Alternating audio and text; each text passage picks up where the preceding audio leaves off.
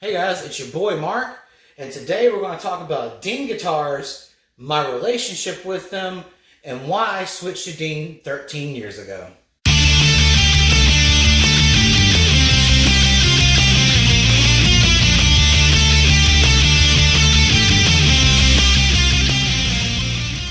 So for some of you who have known me for a very long period of time, knew there was an era of my musicianship and my musical career that I didn't use Dean guitars. And I actually started out as a die-hard Epiphone guitars fan. The first guitar I ever owned, my first real guitar that I ever owned was a 96 Epiphone Gold Top Les Paul Standard. And that was also my first Frankenstein guitar. It's the first guitar I ever did stuff to. I had the original tuners changed out with Grover Minis. I had the pickups changed out from the original electronics to Seymour Duncan pickups. And today I still have a Les Paul in my arsenal. This is a 1960 Les Paul Tribute Plus in Midnight Blue. It originally came with Gibson 57 Classic and 57 Plus pickups.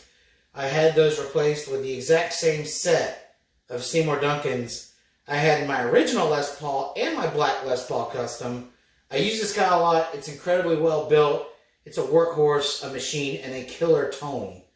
I have never not had a Les Paul in my arsenal, and I kind of keep it that way. It's a go-to. It's like home. I've been inspired by a lot of Les Paul players over the years. Ace Frehley, John Sykes, Doug Aldrich, all those guys are Les Paul guys, and I kind of am too. But the dividing point for me with Epiphone was they just didn't make exactly the guitars that I wanted. I had a couple models with them. I had the 96 Gold Top. I had a Les Paul Custom from 2002. And some of you don't know is I had a 58 Carina Explorer years ago, about 08, 09, early 09. And it didn't quite work for me. In between that period, I tried out a couple different brands of guitars. Hamer, Ibanez. You know, I had experiences with BC Rich as well. But they just didn't have exactly what I was looking for. Some of them were close. Like I had a Hamer Vortex XT that felt amazing but didn't sound right. And it turned out that the bodywood was alder. And it wasn't quite giving me the growl I was looking for. And I finally said, you know what? There's a dealership in town that is a licensed Dean Guitars dealer. Just go ahead and check them out.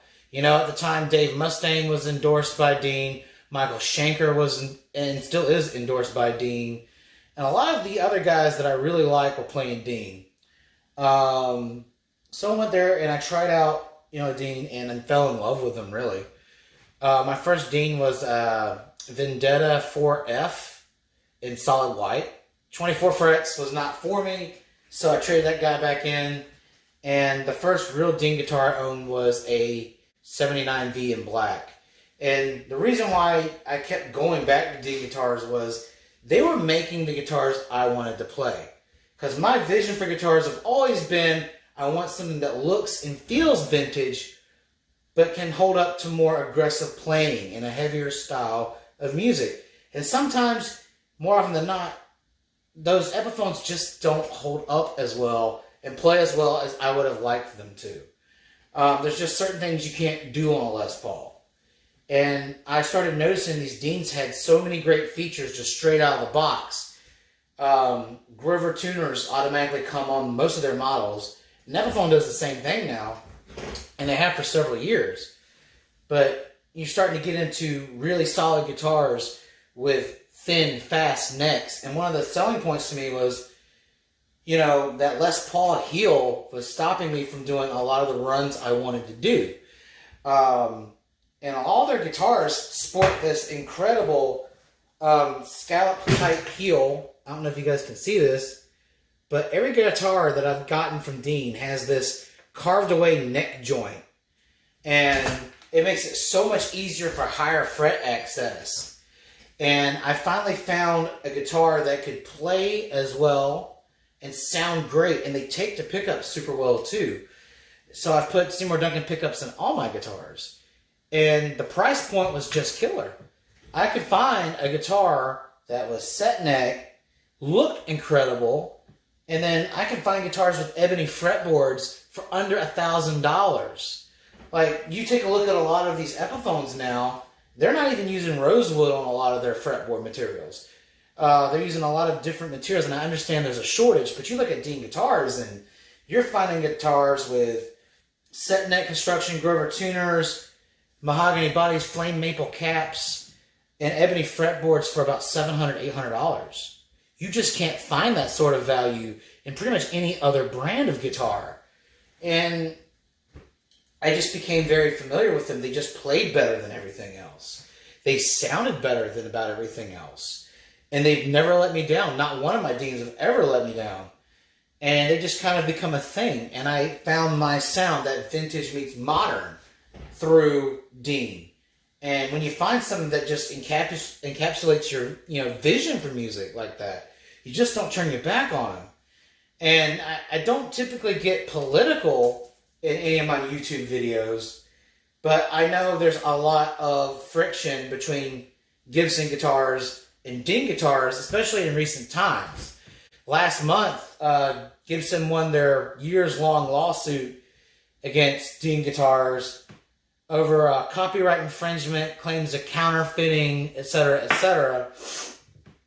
And that's totally bogus in my opinion. However, I think Dean, in my opinion, came out a real champion of this because Gibson was asking for millions of dollars from Dean guitars for copyright infringements, counterfeiting, you name it. And they only got about $4,000. And a big question a lot of viewers were talking about were, am I still going to be able to get that Z, that V, without Dean having to, get a license from Gibson? And I just found out recently that you can still get V's, Z's, and all that good stuff from them because the copyright infringement, wasn't really severe and caused no harm to Gibson. And because Gibson was pretty much inexcusably late, 40 years late, to file a lawsuit against Dean, it didn't really stand up. So you can still get this, because at first I was worried that this kind of guitar was a thing of the past. Because I really didn't see Dean bending over to Gibson, more or less. And playing a Gibson and playing a Dean are two different experiences. I have never once walked into a music store and thought I was getting a Gibson when I got a Dean. I knew exactly what I was getting. And these guys play so much better, in my opinion. And this is totally opinionated here. But if you want to talk about copywriting, let's take a look at a Gibson Flying V. I got a picture somewhere here. And these features are so different. First of all, this guy doesn't have a pick guard. Now, I know a lot of the control layouts look about the same, but there's no pick guard. Most of their Vs are either plain top, flame top. They're beautiful. And I do love Gibson Vs, don't get me wrong. But also on Gibson guitars, you don't have a string-through bridge. You always have a stop bar bridge and a tune-o-matic right above it. You're hard to find a Dean with an actual stop bar. The closest thing they have to a stop bar that I'm aware of is the bridge that's on my 1980 Cadillac. And it's a totally different design too. And then, again, the neck joints are totally different. And in a Gibson V, you'll see like there's a line here where the neck meets the body. And it's not scalloped or anything like that. And another claim was that they infringed the Gibson Modern headstock, which is, quote, the Dovewing headstock. Now, this is a Series 2 oversized V headstock. And if you cut the sucker in half, it's completely symmetrical, almost perfectly symmetrical. And you take the Modern headstock, and it is just out there. It looks like a Nike swoosh went through a V headstock. So I don't think there's enough there, and apparently the court of law didn't either. So the classic Series 2 Dean headstock is still with us, along with those great shapes, the Z and the Cadillac and the V. Now the Grand Sport was an issue, and I can kind of see it because it more closely resembles the SG. But if you want to talk about guitar companies that really make more similar guitars to Gibson, take a look at what Harley Benton's doing. They have nothing wrong with Harley Benton, and I'm not trying to sink other companies down, but if Gibson really wanted to pick on somebody, they needed to find somebody, in my opinion, that was a little closer to what they were doing. And Harley Benton is a great company, but you take a look at some of their stuff, like they have a version of the SG-shaped Les Paul with the 3 pickups, and you put it next to the Gibson version, and it's pretty much dead on. And they also have a double neck SG that more eerily resembles the SG double necks that Jimmy Page used to play.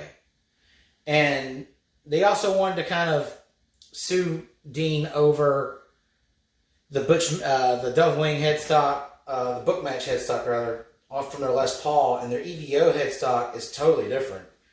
And I've got pictures of both of those up there too, and you can kind of see where Gibson's stretching it, in my opinion. And I used to have a lot of respect for Gibson, and I've lost a lot of that due to the lawsuit. You wait 40 years to sue a company that has always been its own entity, making incredible guitars, and I feel like the claims they laid against Dean were baloney, more or less. And there are other guitar companies that manufacture guitars that are way more similar. When you take a look at the Jackson King V, Scott Ian King V, and you take it up against a Gibson V, there's more similar in that than there are in this guitar, or any of the guitars that Dean makes. And I think more than anything, it was a money grab, because Gibson filed for bankruptcy a couple years ago and nearly lost their company. It was recently, repurchased, new ownership, new management. But I don't feel like Gibson had to bully Dean, or other manufacturers for that matter. Gibson has always been an iconic household name for instruments. Dean has always been its own entity for over 40 years. They should have just left him alone. And now it just seems that, they really didn't win, in my opinion. Now, there's also further reviews in, the trial that happened. So we may still be subject to losing these models, but as right now, Dean has no plans to stop making them. So, in my opinion, I don't know how many other people share this opinion, but I think Gibson just needs to go back to making guitars that people want to play. And make them affordable. Like today, a Les Paul is close to four grand.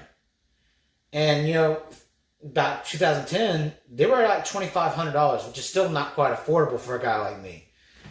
And, give them some features. If you take a look at Epiphone's current stock of new guitars, it's almost completely signature models and almost completely Les Pauls. And I think that's what's tanking them. And I think they need to go back and re-innovate, because they've always been innovative. They didn't need to sue to become recognized. Or to get, PR. But you've got to talk about Dean guitars. They're loading their guitars with features. Most of them now, a lot of them come with Seymour Duncan pickups stock. They come with DiMarzio pickups stock, and some even Fishman Fluence or EMG stock. You're talking a lot of these guitars come stock with ebony fretboards, Floyd Roses, some now with Kahler, and Fanfret multi-scale guitars for an incredible price, and a lot of them are at that $1,000 mark or below. So they're really blowing the socks off of, a lot of their competitors. And I think if, Gibson had taken, notes from that, they would have won back a lot of their guitar player fan base, and they wouldn't have had to do this. And kudos to Dean. I think they really won, because you know what? They didn't have to change anything. And you're still getting a great guitar for the great price. You're still getting all those features. That's my political take on it. You're more than welcome to give yours down below.